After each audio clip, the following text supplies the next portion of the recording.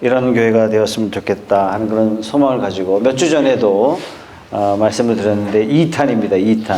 설교 제목을 보고 실망하시는 분이 혹시 있을지도 모르겠습니다. 아니, 교회 와서 설교 듣고 생활 속에서 힘든 일, 어려웠던 일, 지친 삶을 좀 위로받고 돌아가는 시간이 돼야 되는데 설교 들어봤더니 내 교회 얘기만 한다고 생각하실 필요는 없습니다. 어떤 교회가 되어야 할까? 이 질문은 우리 삶과 매우 밀접합니다. 왜냐하면 교회가 여러분 삶에 직접적으로 영향을 미치기 때문에 그렇습니다. 왜 교회가 여러분 삶 가운데 중요하냐? 교회는 여러분들이 속할 수 있는 가장 영광스럽고 가장 고귀한 단체가 어디냐? 바로 교회이기 때문에 그렇습니다. 그래서 교회의 일원이 된다는 것은 하늘과 땅의 모든 권세를 가지신 예수님의 종이 된다는 뜻이고, 교인이 된다는 것은 하늘과 땅을 만드신 창조주 하나님의 자녀가 된다는 뜻이기 때문에 굉장히 중요합니다. 세상에 이것보다도 더 가치 있고 세상에 이것보다도 더 특권이 있는 그런 단체는 이 세상에 어디도 없습니다.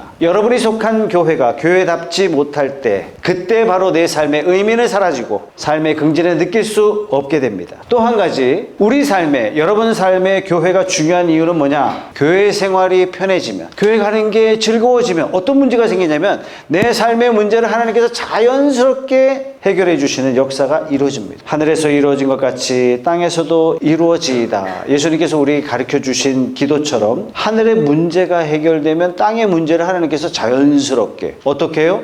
우연을 가장해서 하나님께서 책임져 주심을 우리는 체험합니다. 그래서 올바르게 교회 생활하면, 하나님과 관계가 올바르게 되면 내 삶의 복잡한 문제를 하나님께서 하나씩 해결해 주시는 역사를 체험하게 돼요. 반대로 교회가 교회 역할을 못하게 되면 세상의 고민을 가진 여러분이 교회에 와서 또 고민을 떠안게 되는, 여러분의 삶이 더 복잡해지는, 더 문제가 많아지게 되는 그런 일이 일어나게 되죠. 세 번째, 교회가 여러분 삶에 굉장히 중요한 이유는 뭐냐? 이 세상 다 살고 우리가 하나님 앞에 섰을 때 하나님 앞에 상을 받잖아요. 이 상 받을 기회를 부여하는 곳이 어디냐? 그 교회입니다. 바울이 이렇게 고백합니다. 에베소서 1장 23절 말씀에 보면 교회는 그리스도의 몸이요 만물 안에서 만물을 충만케 하시는 분의 충만함입니다. 교회는 그리스도의 몸이고 우리가 교회의 멤버가 되었을 때 우리는 그리스도의 몸의 일부분이 됩니다. 그래서 우리는 지체, 이렇게 표현하지 않습니까? 하나님의 뜻과 경륜을 교회를 통해서 이루어 가시기 때문에 우리가 그리스도의 지체로서 우리가 할 바를 잘 감당하면 하나님 앞에 많은 상을 받도록 돼 있어요. 이미 그렇게 약속하셨어요. 그렇기 때문에 우리에게 교회는 굉장히 중요합니다. 여러분이 하나님 앞에 부끄러운 모습으로 서느냐, 여러분이 하나님 앞에 상 받는 자로 서게 될 것이냐, 이걸 결정하는 곳이 어디냐? 이게 교회입니다. 그래서 이렇게 기도합니다. 우리 푸른숲 교회가 하나님이 사랑하시고 하나님이 쓰시는 교회가 돼서 우리 성도들이 다 일에 참여해서 크든 작든 그게 중요한 것이 아니라 하나님의 일에 참여하는 그 긍지, 이게 막 이 교회를 통해서 하나님 늘어나게 하시고 하나님의 일에 참여할 때마다 막 삶의 문제가 하나씩 해결되고, 그래서 이걸 세상 사람들한테 막 자랑하면서 나중에 하나님 앞에 섰을 때 다 상 받는 그런 성도들이 다 되게 해 주시옵소서. 여러분, 이런 교회가 어떤 교회냐면 안디옥 교회예요. 이 안디옥 교회는 하나님의 소원을 아는 교회였어요. 하나님의 소원이 뭐였냐? 하나님의 가장 큰 소원은 모든 사람이 다 구원받는 것입니다. 이런 하나님의 소원을 바울이 이렇게 표현했어요. 디모데전서 2장 4절의 말씀 같이 읽어봅니다. 시작. 하나님께서는 모든 사람이 다 구원을 얻고 진리를 알게 되기를 원하십니다. 교회 생활하면서 하나님의 소원은 관심이 없고 오직 나의 소원, 나의 문제, 나의 욕망, 나의 관심사, 하나님 딴 거 필요 없고요, 주세요, 여기에만 집중하는 분들이 오늘날 너무 많습니다. 그런데 안디옥 교회는 하나님의 소원을 알았고 성도들은 만나는 사람마다 예수님을 전하는 사람이 되었습니다. 그래서 우리식으로 말하자면 예수 안 믿는 사람들이 안디옥 교회 성도들을 바라보고 우리식으로 말하자면 저 예수쟁이들 만나기만 하면 예수 얘기만 한단 말이야. 그래서 만들어진 별명이 뭐냐면 그리스도인,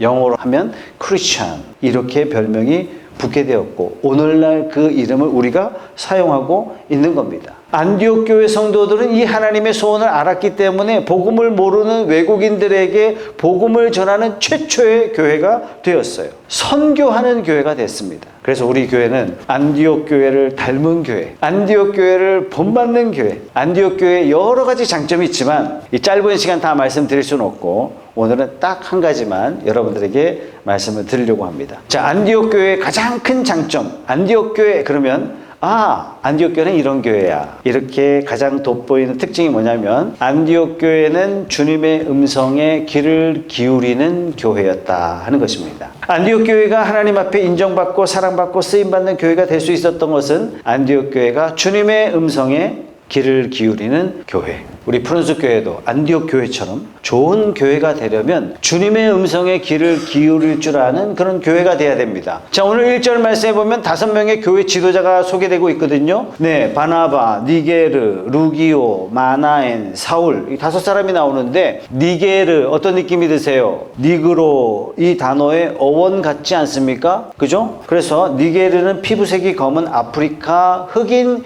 유대인입니다. 구레네 루기오는 이방인으로서 예수님을 믿게 된 사람이고, 마나에는 어떤 사람이냐면 예수님이 탄생하실 때 예수를 죽이려고 했던 헤롯의 절친이에요. 그러니까 왕족 가문의 사람이죠. 귀족이에요. 그러니까 안디옥 교회는 어떤 교회였느냐? 배경이 다 다른 사람들이 모여서 한 마음으로 주를 섬기고 함께 교회를 섬겼던 주 안에서 하나됨을 이루었던 그런 교회다. 이것 자체만으로도 하나님 앞에 사랑을 받고 이것 자체만으로도 하나님 앞에 쓰임받을 수밖에 없는 그런 교회인데, 한 단계 더 나아가서 이 사람들이 하나님의 음성에 귀를 기울일 줄 아는 지도자들이 있었다 하는 것입니다. 자, 이들이 무슨 사역을 했느냐? 1절에 이렇게 시작합니다. 안디옥 교회에 예언자들과 교사들이 있었는데 이 사람들이 5사람이다 이 말씀이죠. 이들이 하나님의 말씀을 받아서 성도들에게 가르쳤던 사람들이고, 말씀을 전할 수 있는 사람이고, 다시 말해서 말씀을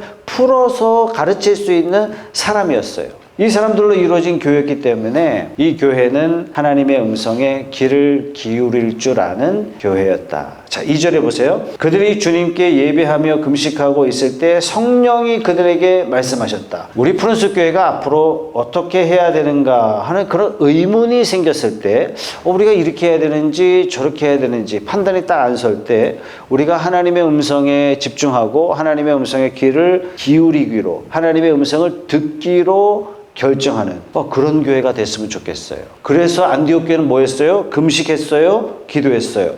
그랬더니 성령께서 음성을 주셨어요. 2절 보세요. 너희는 나를 위하여 바나바와 사울을 따로 세워라. 내가 그들에게 맡기려 하는 일이 있다. 하나님의 음성을 딱 듣자 이들이 어떻게 했어요? 3절에 그래서 그들은 금식하고 기도한 뒤에 2사람에게 안수하여 떠나보냈다. 하나님의 음성을 듣고 2사람을 세우고 떠나보냅니다. 하나님의 음성을 듣고 즉각 순종합니다. 이렇게 해서 안디옥 교회가 세계 최초로 선교사를 파송하는 교회가 됩니다. 기독교 중심이 예루살렘 교회에서 안디옥 교회로 기독교의 중심이 옮겨지는 역사가 이때 이루어지죠. 이때부터 안디옥 교회가 하나님 앞에 쓰임받는 교회가 되고 하나님이 사용하시는 교회가 됩니다. 어떻게 해서 이렇게 됐어요? 하나님의 음성에 귀를 기울이면서 이렇게 시작됐습니다. 우리 푸른숲 교회가 하나님이 사랑하시고 하나님께 쓰임받는 그런 교회가 되기 위해서는 하나님의 말씀을 통해서 음성을 듣고 순종할 줄 아는 성도들이 많이 생기는 그런 교회가 되어야 할 줄 저는 생각합니다. 자, 예언자. 오늘 본문 말씀에 예언자 때문에 문제가 생기거든요. 거짓 예언자죠, 물론. 예언자, 그러면 느낌이 장래 일을 미리 알아서 말해주는, 마치 점쟁이 같은, 그쵸? 이런 비슷한 느낌이 들어요. 그런데 성경에서 말씀하시는 예언자는 전혀 그런 뜻이 아닙니다. 예언자는 어떤 사람이냐? 하나님의 말씀을 받아서 전하는 사람이 예언자예요. 세상에서 예언하는 사람의 특징은 뭐죠? 주로 미래에 일어날 사건을 말해주는 게 세상의 예언자예요. 세상의 점쟁이들이에요. 사건에 관심이 많아요. 그런데 하나님의 예언자는 하나님께만 관심이 있어요. 예언, 이 말이 통상적으로 생각하듯이 막 신비로운 그런 것이 아닙니다. 지금도 여러분 가운데 예언하는 분들이 계세요. 대화하는 가운데, 제가 듣는 가운데, 이 사람이 성령께서 주시는 지혜로 말하고 있구나. 이 사람이 하나님 마음을 드러내고 있구나. 아, 이 성도분이 하나님의 음성을 듣는데 익숙해졌구나. 이걸 제가 종종 발견합니다. 그래서 주님께서, 하나님께서 지금 이것을 하라, 이것을 하지 말라, 이렇게 하시는구나. 이걸 깨닫고 지금 내게 말씀하시는구나 하는 것을 제가 체험합니다. 여러분을 통해서. 이것을 의식하고 순종할 때 역사가 일어나고, 이런 일들이 성도들에게 많이 일어나는, 저는 그런 교회가 되기를 소망하고 있어요. 자, 신약 성경의 예언에 관해서는 두 가지 종류가 나오는데요. 첫 번째는 직분으로서의 예언입니다. 에베소서 4장 11절 말씀 다 같이 한번 읽어보죠. 시작. 그분이 어떤 사람은 사도로, 어떤 사람은 예언자로, 어떤 사람은 복음 전도자로, 또 어떤 사람은 목사와 교사로 삼으셨습니다. 사도행전 11장 말씀에 보면 아가보라는 예언자가 나타나는데, 안디옥에 와가지고 어떻게 예언하냐면 앞으로 큰 흉년이 들 것입니다 라고 예언을 하자 안디옥 교회가 그때부터 돈을 모으기 시작하는 거예요. 그 나중에 이 큰 흉년이 들어서 예루살렘 교회가 너무 가난해진 거예요. 그래서 안디옥 교회가 헌금해가지고 예루살렘 교회를 그때 돕습니다. 또 사도행전 21장에 가면 이 아가보 예언자가 또 어떻게 예언하냐면 사도 바울이 예루살렘에 가면 꽁꽁 묶일 것입니다 이렇게 예언했어요. 사도 바울이 그래도 갔어요. 왜? 하나님께서 말씀하셨기 때문에. 그때는 아직 신약 성경이 완성되지 않았기 때문에 이런 예언들을 통해서 하나님의 말씀을 전하는 일들이 상당히 많았습니다. 직분으로서의 예언이죠. 그죠? 자, 두 번째, 신약 성경에 나타난 두 번째 타입의 예언자는 어떤 타입이냐면 은사로서 예언이에요. 고린도전서에 많이 나오죠. 자, 고린도 교회는 은사가 많이 일어났던 그런 교회인데, 그래서 문제도 많았어요. 어떤 문제? 특히 방언에 대해서 문제가 많았어요. 믿는 자는 누구나 다 방언을 해야 된다 이렇게 얘기하니까 방언 못하는 사람들이 있었단 말이죠. 그 방언 못하는 사람 어떤 사람이에요? 영적으로 좀 덜 떨어지거나 아니면 부족한 사람이거나. 그래서 둘이 막 싸우는 거예요. 그래서 사도 바울이 고린도전서 12장, 13장, 14장 세 장의 말씀을 통해서 방언에 대해서 말씀하세요. 최고의 은사는 사랑의 은사입니다. 방언은 누구나 해야만 하는 게 아닙니다. 방언한다고 해서 영적으로 더 성숙하거나 그런 의미가 전혀 아닙니다. 오히려 여러분들이 방언하기보다도 여러분들이 예언할 수 있기를 더 기도하십시오. 이렇게 권면하면서 고린도전서 12장, 13장, 14장이 마무리가 됩니다. 왜? 은사는 교회를 세우도록, 왜? 은사는 성도를 세우도록 하나님이 주신 선물이기 때문에 자기 혼자만의 유익을 위해서 쓰는 은사라면 그런 은사보다도 서로에게 유익이 되는 은사가 더 교회적으로 봤을 때 낫지 않습니까? 그래서 여러분들이 할 수 있다면 예언의 은사 받기를 사모하십시오. 이렇게 권면한단 말이죠. 자, 이 권면을 통해서 우리가 중요한 사실을 알 수 있어요. 예언의 은사는 어떤 은사다? 방언처럼 흔한 은사다. 예언의 은사는 어떤 은사다? 누구든지 구하기만 하면 하나님이 주시는 은사구나. 우리가 그걸 알 수 있어요. 하나님께서 원하시는 좋은 교회가 되기 위해서는, 하나님이 다스리시고 성령께서 다스리시는 이런 교회가 되기 위해서는 방언의 역사도 일어나고 통역도 일어나고 병고침의 역사도 일어나고 귀신 쫓아내는 은사자도 있고 무엇보다도 예언의 은사가 있는 우리 푸른숲 교회의 은사가 많은 교회가 되게 주님의 이름으로 축복합니다. 이런 은사를 볼 때 놀랄 것이 아니라 어머 이 교회는 뭐 이런 것도 해. 당연한 거예요. 일상적인 거예요. 자, 예언의 은사를 왜 주실까요? 그러면 은사를 주시는 목적을 사도 바울은 이렇게 선포하고 있는데, 고린도전서 14장 3절의 말씀 다 같이 읽어봅니다. 시작. 그러나 예언하는 사람은 사람들에게 말하는 것입니다. 그는 덕을 끼치고 위로하고 격려하는 말을 합니다. 예언은 왜 주세요? 미래를 맞추라고? 아닙니다. 사람을 세워주라고. 예언의 말씀을 통해서 어떻게 사람을, 성도를 힘있게 하나님을 의지하게 만드는 거예요. 위로하고 격려하는 사역이 대부분입니다. 이 사역은 교회 전체적으로 나타나야 되죠. 이런 사역은 어떤 분이 큰 아픔을 당했을 때, 감당하기 어려운 문제 직면했을 때, 어떨 때는요 뭐라고 위로해 줘야 될지 말이 안 나와요. 그때 하나님께서 나에게 말씀해 주시고 나를 전달자로 사용하셔서 그분을 하나님이 위로하시고 나를 통해서 그분의 삶의 방향을 지시해 주시고 그렇게 힘을 준다면 얼마나 대단한 사역입니까, 여러분?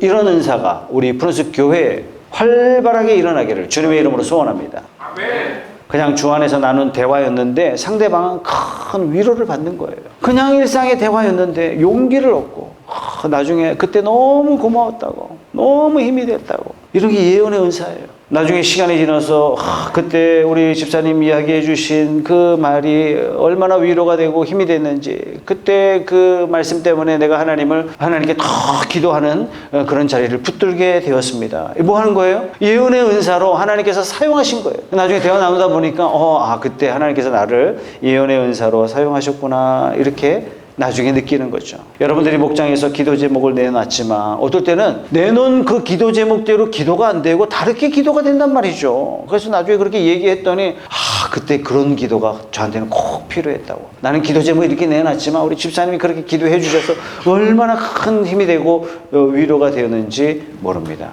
어떻게 된 거예요? 하나님께서 예언의 은사로 역사하신 겁니다. 우리 가운데 하나님께서 멀리 계신 것이 절대 아닙니다. 하나님 바쁘셔서 우리를 향하여 무관심하신 분이 절대로 아닙니다. 지금도 우리 가운데 계시고, 지금 우리 교회 안에 계시고, 그래서 우리 삶의 작은 부분까지도 하나님은 염려하시고 인도하시고 도와주시기를 원하시는 분이 우리 하나님이십니다. 이런 하나님이 우리 입술을 통해서 하나님의 음성을 들려주시는 것, 신기한 일입니까? 너무나 당연한 일이에요. 마땅한 일입니다. 하나님은 우리 안에 계시고 우리 삶 가운데 깊은 관심을 가지셨고, 무엇보다도 여러분의 삶을 인도하기를 원하세요. 여러분의 가정, 여러분의 사업장, 여러분의 목장, 우리의 교회를 인도하시기를 원하십니다. 하나님께서는 우리에게 말씀을 들려주시기를 원하십니다. 그래서 하나님께서 제일 기뻐하는 기도는, 제가 회개 기도라 했잖아요. 왜? 회개 기도가 돼야 하나님과 나 사이에 막혔던 장벽이 무너져요. 이게 제일 중요한 기도예요. 근데 회개한 자에게 가장 기다리시는 기도는 어떤 기도냐? 여쭙는 기도예요. 자꾸 하나님께 여쭈어드립니다. 주님, 지금 무슨 일을 하고 계십니까? 내 삶의 환경이 갑자기 변했어요. 어쩔 수 없이.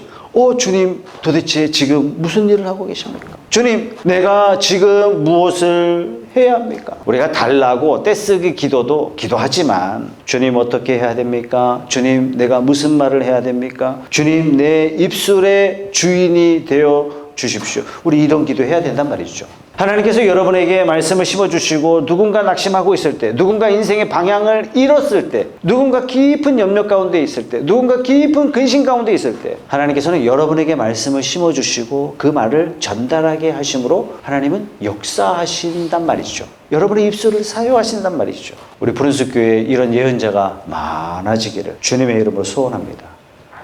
자, 그럼 어떻게 우리가 예언자, 이런 예언의 은사로 개발되고 사용할 수 있느냐? 첫째, 예언의 은사를 인정해야 돼요. 믿어야 돼요. 이게 첫 단추입니다. 그런데 하나님의 예언의 은사를 주셨는데도 불구하고 무시하는 사람이 우리 교회에 또 많아요. 어떤 말씀을 심어주셨는데, 기도하는 가운데 어떤 집사님이 생각났어요. 기도하는데 이 기도가 막 되는 거예요. 그런데 알아서 하겠지 뭐. 이게 뭐예요? 예언의 은사를 무시하는 거예요. 어떤 말씀을 심어주셨는데 그런가 봐. 예언의 은사를 무시하는 거예요. 말해줘도 모르겠지 하고 예언의 은사를 꿀꺽 삼키는 거예요. 말한다고 알아듣겠나? 예언의 은사를 꿀꺽 삼키는 거예요. 하나님께서 우리를 불렀을 때, 야, 너만 잘 믿으면 돼, 이렇게 부르신 적이 단 한 번도 없으세요. 더불어 살게 하시고 공동체를 이루게 하시고 심지어 남도 가족이 되어 살도록 하셨어요. 그래서 교회라는 이 공동체에 나오지 않고는 신앙생활 자체는 불가능합니다. 본래 그렇게 돼 있어요. TV 틀어놓고 신앙생활 안 돼요. 유튜브 틀어놓고 신앙생활 불가능합니다. 그래서 목원의 말에 귀를 기울이고 존경하고 사랑하면 자연스럽게 하나님께서 예언의 은사를 부어주십니다. 지금 우리 푸른숲 교회에 성령께서 예언의 은사를 주셔서 하나님께서 지금 나를 통해서 역사하신다 하는 것을 믿으시는 여러분 되시길 바랍니다. 이게 시작이에요. 두 번째는요, 우리가 예언의 은사를 개발하고 사용하기 위해서는 성경을 통해서 하나님을 잘 알아야 됩니다. 예언의 은사가 우리 마음에 좀 불편하고, 예언 그러면 좀 선입견이 있는 그 이유는 뭐냐? 하나님의 말씀을 전해줘야 되는데 하나님의 이름으로 자기의 생각과 자기의 삶의 패턴을 주입하려고 한단 말이죠. 근데 이런 사람이 있든 말든 우리 뭐만 하면 돼요? 분별할 줄만 하면 돼요. 뭘 분별하면 됩니까? 하나님의 말씀인지 분별하면 돼요. 그럼 어떻게 분별할 수 있어요? 하나님을 알면 분별할 수 있어요. 어떤 사람이 제게 와가지고 그러는 거예요. 어떤 사람 험담을 하는 거예요. 단점 얘기하고 단점. 그래서 제가 속으로 이 사람이 대단히 오해하고 있구나. 왜 그렇게 생각했어요? 없는 사람을 제가 알고 있으니까. 마찬가지예요. 우리가 늘 성경을 묵상하면서 하나님을 알면 알수록 이 사람은 하나님을 빗대어 자기 말을 하고 있구나. 대번에 알 수 있어요. 더 나아가서 이 사람이 사탄의 말을 하고 있구나 하는 것을 명확하게 우리는 분별할 수가 있습니다. 그래서 예수님께서 이렇게 말씀하셨습니다. 요한복음 10장 14절 말씀에 나는 선한 목자이다. 나는 내 양들을 알고 내 양들은 나를 안다. 여러분들이 하나님의 자녀이기 때문에 하나님이 어떤 마음을 가지셨는지 여러분들이 알 수 있다는 얘기예요. 분별할 수 있다는 얘기예요. 그래서 우리 푸른숲 교회 우리 목장마다 예언의 은사로 목장이 세워지고 교회가 세워지는 하나님의 음성이 익숙한 그런 성도들이 다 되시길 주님의 이름으로 축원합니다. 세 번째, 예언의 은사를 개발하기 위해서 사용하기 위해서는 기도해야 됩니다. 구약의 예언자들을 가만 보면 전부 다 기도의 사람이었어요. 오늘 안디옥 교회도 예언을 받을 때 어떻게 했어요? 금식하며 기도했다 그랬어요. 특별히 안디옥 교회는 예언을 받을 때 성령께서 주신 말씀인지 기도하면서 확인했어요. 2절에 금식하고 있을 때 성령께서 예언을 주셨습니다. 그리고 3절 말씀 보세요. 그래서 그들은 금식하고 기도한 뒤에 두 사람에게 안수를 하여 떠나 보냈다. 예언의 은사를 개발하고 사용하기 위해서는 뭐 해야 된다고요? 기도해야 된다. 제가 초등학교 2학년 때 우표 수집이 취미였어요. 처음 가진 취미였죠. 당시 집에서 우체국까지 거리가 걸어서 2시간이었어요. 부모님께 허락을 받고 밤새 우체국 앞에서 줄을 섰어요. 그 추운데 저녁 8시부터 아침 문 열릴 때까지 9시까지 13시간 동안 밖에서 꼬박. 그때는 오리톨 이런 개념도 없었던 시절이었어요. 왜 그 고생을 합니까? 우표가 나한테 중요하니까. 그렇지 않겠어요, 여러분? 여러분이 지금 당면한 문제, 여러분들 꼭 해결돼야 할 수건 사업 이런 게 있잖아요. 이게 여러분들에게 중요한 일이라면 기도해야 되지 않겠습니까? 근데 목장에서는 이게 긴급한 문제라고 기도 제목은 꺼냈지만 하나님 입장에서 봤을 때 뭐라 하시겠어요? 야, 너는 중요하다고 말했는데 우표보다는 안 중요한 것 같다. 야, 혹시 하나님이 이렇게 말씀하시지 않으실까요? 시간을 내서 내가 기도해야 되는데 치료받아야 할 질병이든지 마음의 문제든지 일의 문제든지 관계의 문제든지 이게 굉장히 중요해서 나 기도 제목 꺼냈는데 실상 하나님 앞에서는 하나님 아직은 괜찮아요. 참을만 해요 하나님. 그래서 나 지금 기도 안 하는 거 하나님 아시죠? 이거는요 우리 스스로 하나님 앞에 별로 안 중요한 문제예요. 나 당장 급한 문제 아니에요. 이렇게 하나님 앞에 말하고 있는 것과 똑같은 거예요. 여러분 사실 기도하면 어떤 기도 제목이 됐든지 기도하면 하나님이 나의 의지를 보여주세요. 나의 생각도 보여주시고 나의 탐욕도 보여주시고 내 속에 깊은 이기심도 다 보여주세요. 기도를 하면 할수록 이런 것들을 하나님께서 내려놓게 만드세요. 근데 그때 비로소 하나님의 뜻이 보여요. 그때 비로소 하나님 마음을 알게 되고 그때 비로소 이게 하나님의 음성이구나 하는 하나님의 마음을 발견하게 된다는 것입니다. 여러분 그러려면요 하루에 20분씩 기도하셔야 돼요. 20분씩. 최소한 20분씩 우리 기도합시다. 네 번째, 예언의 은사를 개발하고 사용하기 위해서는 다른 사람의 말에 귀를 기울일 줄 알아야 됩니다. 예언의 말씀을 받았다면 다른 사람을 통해서 꼭 한번 확인해 보셔야 돼요. 이게 분명히 하나님이 주신 말씀인지, 특별히 막대하게 중요한 문제라면 여러분 목회자에게 와서 확인받는 게 중요합니다. 우리 교회는 살아계신 하나님이 역사하시고 인도하시고 도와주시고 위로하시는 그런 교회, 그런 신앙생활이 다 되기를 주님의 이름으로 축원합니다. 하나님의 음성에 귀를 기울이고 예언의 은사를 개발해서 사용하는 여러분들이 다 되시길 주님의 이름으로 축원합니다. 사실 우리가 우리 힘으로 돕는데 아무리 최선을 다한다 하지만 한계가 있잖아요. 그런데 나를 쓰셔서 사용하시는 하나님이 직접 그분에게 나를 통하여 말씀해 주시고 그분을 하나님께서 힘있게 하실 때는 우리가 상상할 수 없는 방법으로 하나님께서 은혜를 주십니다. 이런 일을 나를 통해서 행하신다. 얼마나 멋진 일입니까? 얼마나 기가 막히고 신나는 일입니까? 저는 우리 성도들 간에 이런 일들이 많아지기를 주님의 이름으로 소원합니다.